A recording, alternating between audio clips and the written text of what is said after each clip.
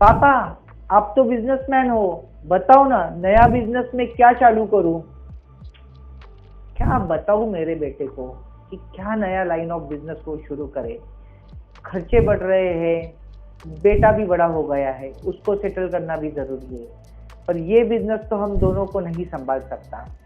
अभी इतना old family line of business छोड़ के मैं उसको क्या एडवाइस करूं कि नया क्या शुरू करे। वो बिजनेसमैन का बेटा है, नौकरी करने को भी तो नहीं बोल सकता। कुछ जानी पहचानी सिचुएशन लग रही है, होता है ऐसे।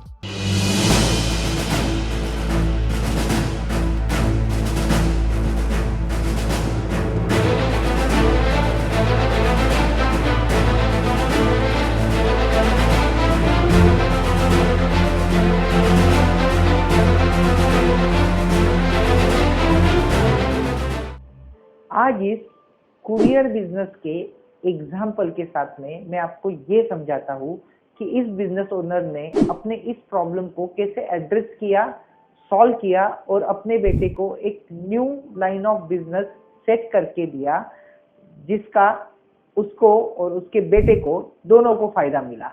मैं चाहता हूँ आप इस BIQ मंत्र को याद रखिए, लिसन, अंडरस्टैंड एंड इम्प्लीमेंट। तो फ्रेंड्स, इस कुरियर बिजनेस ने एक अच्छा अपॉर्चुनिटी आइडेंटिफाई किया था। पर वो अपॉर्चुनिटी कैसे आइडेंटिफाई किया? ये जो फादर था ना, ये अच्छा बंदा था। ये हमेशा नए नए बिजनेस लाइंस को रिसर्च करता था। इन्होंने रिसेंटली स्टार्टअप्स के लिए डिलीवरी चालू किए थे, जो स्टार्टअप्स को काफ़ी अच्छे से सपोर्ट कर रहे थे और उनका ये लाइन ऑफ बिजनेस तो बड़ा अच्छा चल रहा था। पर प्रॉब्लम ये था कि वो और उसका बेटा दोनों को एक बिजनेस सस्टेन नहीं कर पा रहा था। इन दोनों के एम्बिशन सेम बिजनेस से सेटिस्फाई नहीं हो पा रहे थे। तो ये लोग रिसर्च कर रहे थे कि क्या न्यू लाइन ऑफ बिजनेस ये लोग स्टार्ट कर सकते हैं।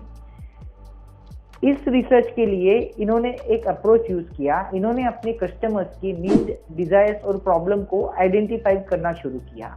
इन्होंने उनसे बात किया, इन्होंने अलग अलग वेंडर्स से बात किया कि कहाँ पे और डिलीवरी ऑप्शंस रह सकते हैं जो इनकी कंपनी हैंडल कर सकती है। धीरे धीरे इस एनालिसिस से ये पता चला कि जब भी घर में मैरिजेस होती है, डेस्टिनेशन वेडिंग फॉर एग्जांपल, तब काफ़ी मेहमान अलग अलग जगह से आते हैं और अलग अलग जगह पे जाते हैं। इसके वजह से एक कॉम्प्लिकेटेड सिनेरियो बनता है जब बहुत सारा लगेज आता है और बस बहुत सारा लगेज वापस जाता है। इनको ये अपॉर्चुनिटी काफ़ी इंटरेस्टिंग लगी, तो इन्होंने इस पे काम किया। क्योंकि ये अपॉर्चुनिटी थोड़ी कॉम्प्लिकेटेड भी थी। इसमें मल्टीपल पिकअप पॉइंट्स थे कंट्री के अलग अलग जगह से, और मैरिज होने के बाद में मल्टीपल ड्रॉप पॉइंट्स भी थे कंट्री के अलग अलग जगह पे। प्लस रिस्क भी था कि सामान का सिक्योरिटी किसके पास में रहेगा, उसका क्या स्टैंडर्ड प्रोसेस रहेगा। इन्होंने इसके अराउंड एक अच्छा सिस्टम बिल्ड किया और इस बिजनेस अपॉर्चुनिटी को टैप किया। अच्छा, कस्टमर को इसमें क्या बेनिफिट था? बड़ा ही स्ट्रेट था। ये लोग completely hands free destination wedding के जगह पे जा सकते थे, चाहे ये प्लेन से जाए चाहे ये ट्रेन से जाए। थोड़ा सा सामान जो उनको लगेगा वो उनको कैरी करना था और उनको जाना था। इससे क्या होता था, जिस फैमिली के घर में शादी है उनके लिए भी मैनेजमेंट हेडेक कम हो जाता था। अगर ये बारात को लेके जा रहे हैं तो सबका सामान बस में डालो, बस को स्टेशन पे लेके जाओ, स्टेशन से डेस्टिनेशन वेडिंग की जगह पे, वहाँ से फिर से मैरिज हॉल में भी बस में भर के, काफ़ी हेडेक होता था। फिर अलग अलग जगह से मेहमान आते थे, तो शादी के दौरान लगेज को कैरी करना एक अच्छा और मुश्किल भरा टास्क था, जो इन्होंने सिलेक्ट किया था कि इनकी कंपनी सर्विसेज के रूप में प्रोवाइड करेगी। फिर इन्होंने अलग अलग जो मैरिज प्लानर्स रहते हैं, वेडिंग प्लानर्स रहते हैं, डेकोरेटर्स रहते हैं, इनसे कनेक्ट किया और उनसे रेफरेंसेस मांगे और उनके साथ में कोलैबोरेट किया। इस कोलैबोरेशन के बाद में इनको लीड्स आने लग गए, इन्होंने सर्विस देना चालू किया और कस्टमर्स रियली हैप्पी थे इनके इस सर्विस की वजह से, क्योंकि उनकी लाइफ काफ़ी आसान हो गई थी इनके इकलौते इस सर्विस की वजह से।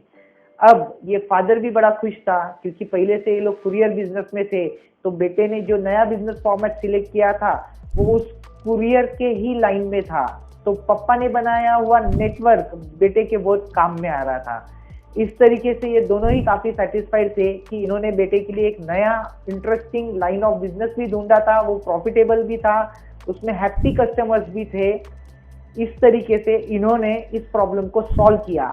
अगर आप भी कभी अपने बिजनेस एक्सपांशन के बारे में सोचते हैं तो आपको जाके अपने कस्टमर्स की एनडीपीज पे फोकस करना है। आप जितना ज्यादा उनके एनडीपीज पे फोकस करोगे उतनी ज्यादा बिजनेस अपॉर्चुनिटीज आपको मिलेगी। तो आज हमने इस एग्जाम्पल से क्या सीखा? तो आज हमने एक सिंपल चीज सीखी कि कस्टमर की एनडीपी एक बिजनेस अपॉर्चुनिटी होती है। आपको बड़ा ही ध्यान करके इस चीज का रिसर्च करना चाहिए, अपने कस्टमर्स की रिक्वायरमेंट समझनी चाहिए, उनके फीडबैक लेने चाहिए और हमेशा ये खोजते रहना चाहिए कि कस्टमर्स का नया क्या टाइप का रिक्वायरमेंट, नीड या प्रॉब्लम आ रहा है जो आप सॉल्व करके उसको एक बिजनेस अपॉर्चुनिटी में कन्वर्ट कर सकते हो।